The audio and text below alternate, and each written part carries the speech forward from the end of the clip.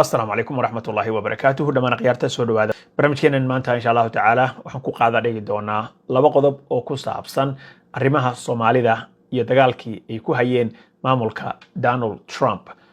Labadan qodob ayaa waxay kala yihiin dowladda federaalka ah ee dalka Mareykanka oo joojisay gabi ahaanba lacagihii ay u diri jirtay gobolka Minnesota oo loo isticmaali jiray in lagu bixiyo rugaha caruurta lagu xanaaneeyo ee daycare centers.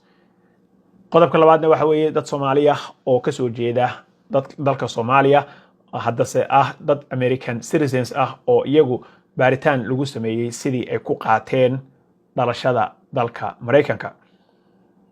haddii aad nagu cusub tahay subscribe to the channel, haddaa hore noola joogtay like and share the video, waa idinka mahadcelinaya. sidoo kale facebookgeena followda dhac ku sii insha Allah. aan ku bilaabay waxaa shalay soo ifbaxay wasaaradda caafimaadka ee dalkan Mareykanka, Department of Health and Human Services baa la yiraahdaa, ayaa waxa ay joojisay gabi ahaanba lacagtii ay u diri jirtay gobolka Minnesota, lacagtaas oo loo qoondeeyay loona isticmaali jiray xanaanada caruurta ee daycare centerada. lacagtan ayaa waxaa lagu sheegay in la joojiyay kadib markii wiil yar oo YouTuber ah oo lagu magacaabo Nick Shirley uu soo duubay videogaasna uu ka soo duubay meel Soomaalidu ay leedahay oo lagu xanaaneeyo caruurta oo cidla ah, isaga oo claim gareeyay ama sheegay in xilligaas ay ahayd xilligii caruurta la rabay in ay joogaan meesha daycare centerka ah. marka title ayuu wuxuu uga dhigay daycare aan caruur lahayn, kadibna videogii ayaa cirka galay, waxaana videogiisa uu gaaray 127 milyan oo view. videogan markay arkeen dowladdii federaalka ahayd ee dalka Mareykanka ayaa markii horeba waxa ay ugu kutubaysay ulo booc leh dadka Soomaalida ah, gaar ahaan kuwa ku nool gobolka Minnesota ayaa waxa ay bilaabeen in ay investigation sameeyaan lacagihii ku bixi jiray gobolka Minnesota oo caruurta lagu bixin jiray haynta caruurtana meeshaas lagu joojiyo. Jim O'Neill oo isagu ah ku-xigeenka wasaaradda caafimaadka, Secretary of Health and Human Services, ayaa waxa uu sheegay in arrinkan ay tahay arrin culus. lacagaha dowladda federaalka ah ay siiso gobolka Minnesota oo loogu talagalay in caruurta lagu xanaaneeyana ama iskuulada caruurta lagu xanaaneeyo loogu talagalay si qalad ah oo aan sax ahayn ay dadka Soomaalida ah u isticmaalayaan. marka wuxuu sheegay in tuubadii dhaqaalaha ee ku socotay gobolka Minnesota ay xireen lacagtan oo gaaraysa 185 milyan oo dollar oo dowladda federaalka ah ka iman jirtay ayaa waxa la joojiyay in gabi ahaanba la siiyo gobolka Minnesota ayaa waxa u hadlay gobernatoraha gudoomiyaha gobolka Tim Walz ayaa isagu wuxuu cambaareeyay arrinkan isaga ah, waxaana uu ku sheegay in ay tahay arrin siyaasadaysan oo la rabo in dadka Soomaalida ah si gooniya loogu target gareeyo. waxa ay sheegeen nimankan in ay rabaan haddii oo diyaar ay u yihiin daycare center kasto in uu la yimaado inta lacagta aan la soo fasixin attendance-ga caruurta imaashahoodii ay yimaadeen, in uu keeno audit lagu sameeyo lacagaha meelaha ay ku baxaan, inta qof oo u shaqeysa, adiga si baaritaan qoto dheer in lagu sameeyo si loo ogaado bay yiraahdeen lacagahan dowladda federaalka ah laga soo qaado meelaha ay ku kala baxayaan.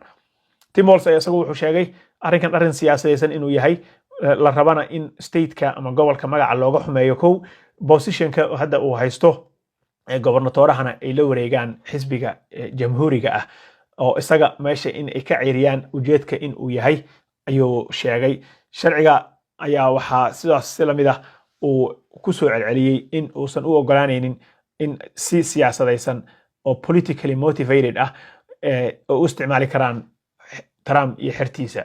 arrinkaas ayuu sidaas u sheegay, laakiin lacagtii ku socotay daycare centerada halkaas ayaa lagu joojiyay, baaritaanna waa lagu bilaabayaa meel kasta oo rug ah oo caruurta lagu xanaaneeyo.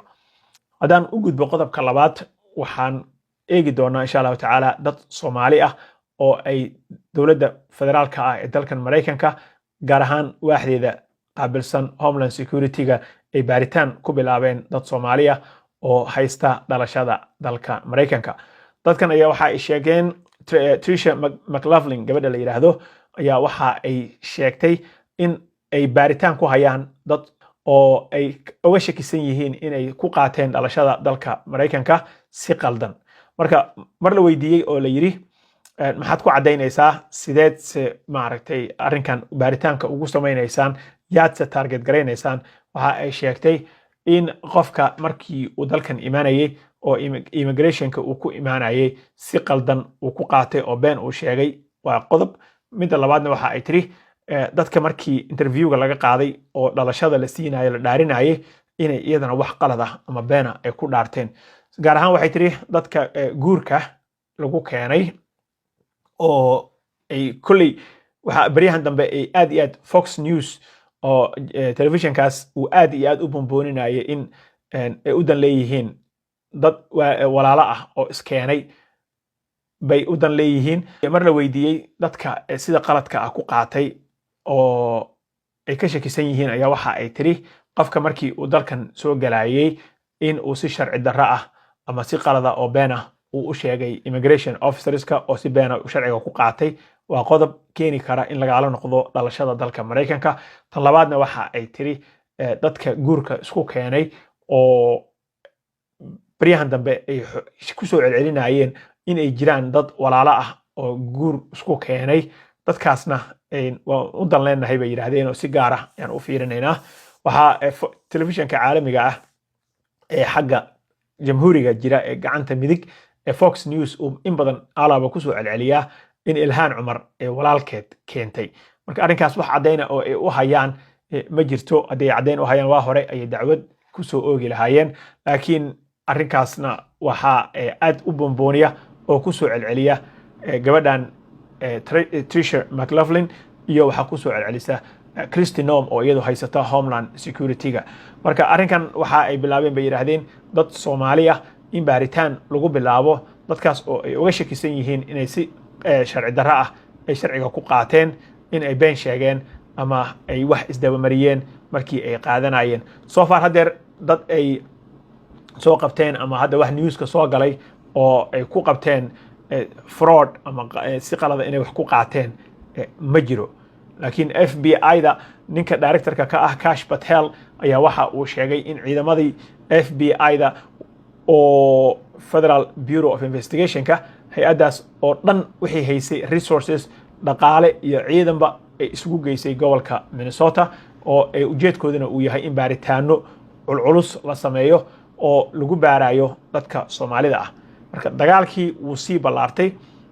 waxa kale oo uu affect gareeyay ama uu saameyn ku yeeshay dad state kala degan. shalay waxaan arkayay dadka degan state-ka Seattle oo ama Seattle Washington dadka degan gobolka Washington ee Seattle dadka degan oo iyagana ka cabanayo in hanjabaado loo soo diray oo dhaykeerada leh oo Soomaalida ah. marka gobollo kale hataa wuu gaaray, laakiin dagaalka hadeer waxa uu ku wajahan yahay gobolka Minnesota. labadaas arrin ayaana ka dhacay gobolka Minnesota. waan arki doonaa insha Allah taala wixii kale oo ka soo kordha.